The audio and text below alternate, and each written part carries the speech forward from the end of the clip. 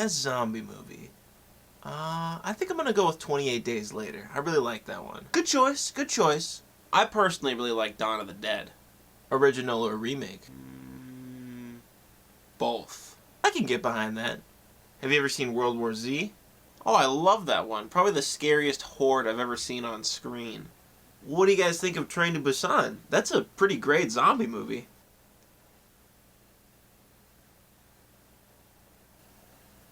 What? Have you guys not seen it? Isn't that a foreign movie? Yeah, is that a problem?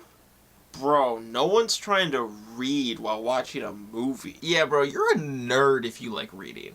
Yeah, he's a total nerd. Bro probably reads for fun. I was making fun of this nerd. He's wearing glasses and everything. He's probably got like a calculus textbook in his pocket. Yeah, totally. Right next to his math equations. He's probably got the Pythagorean theorem in his other pocket.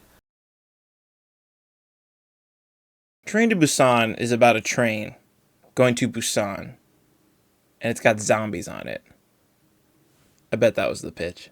But like all amazing zombie media, you show up for the fun zombie carnage, but you leave heartbroken because you got invested in a group of characters, and not all of them might make it. Train to Busan is a South Korean movie about a zombie outbreak and the characters aboard the train trying to survive. There's a variety of characters on this train, but the main ones are this father and daughter. They're not on the best terms. He bought her a Wii when she already had a Wii, so she's got two Wiis. Pretty awkward, but why not own two copies of one of the greatest gaming consoles of all time? Kind of a win-win, in my opinion. The dad is a severe workaholic and can't even find the time to watch his daughter's singy recital thingy. Hopefully this train ride will be a fun bonding experience for the both of them that can bring them closer together.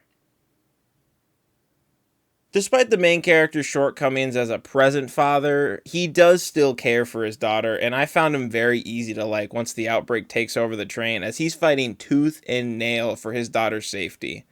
And the other characters populating this train are very easy to like and root for.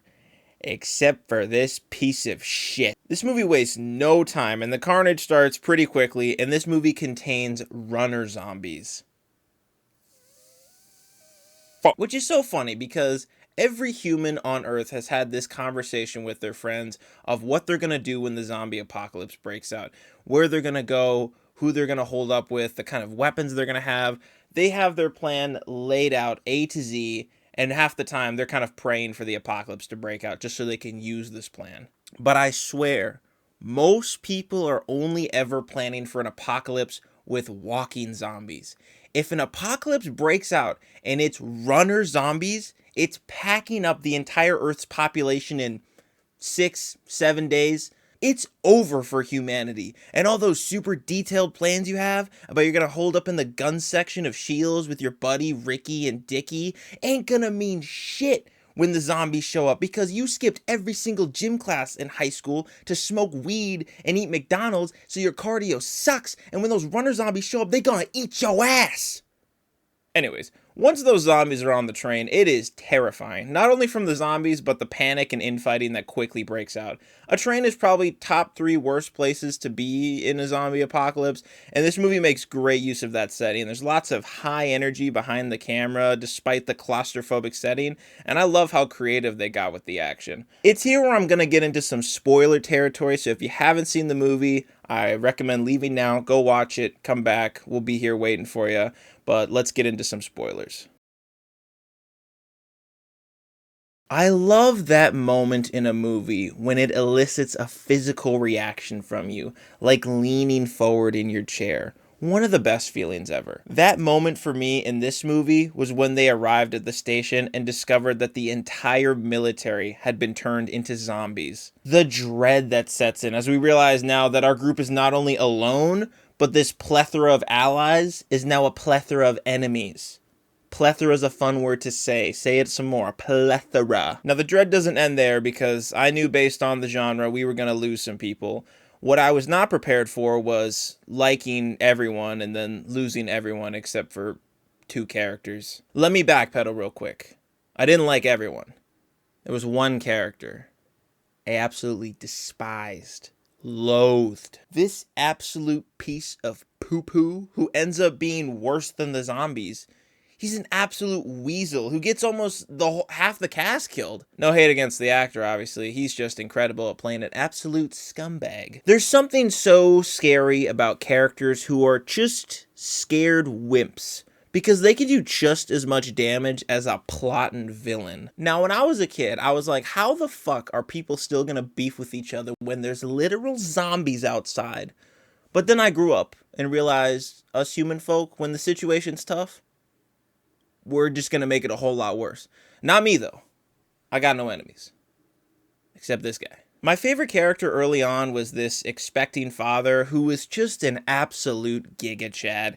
Any character who fights zombies with their bare fists is a certified badass. Him and the main character butt heads on some things, but have one thing that unites them. They are both Dad of the Year. This movie might seem like it's just about zombies, but it's really about fatherhood. That's the title of the video. But it is. Seeing the extent these characters go to save and protect not only their loved ones, but strangers as well, is probably the best part about good zombie media. This is gonna sound corny, but stay with me here. Most times, the zombies are not the point. They are just a backdrop or an event that forces all these strangers into life or death situations.